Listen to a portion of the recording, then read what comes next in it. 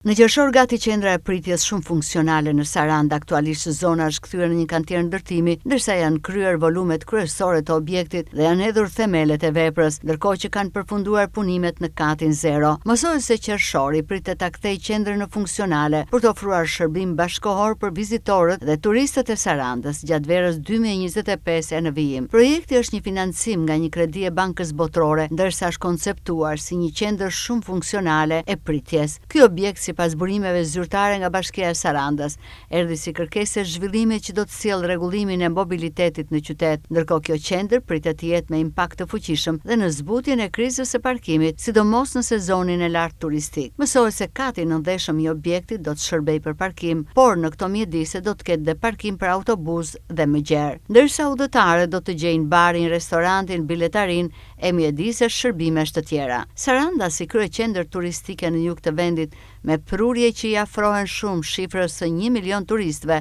ka ndjerë prej vitesh mungesën e një qendre të pritjes shumë funksionale. Më herët, ky kantier është vizituar dhe nga kryeministri Edi Rama.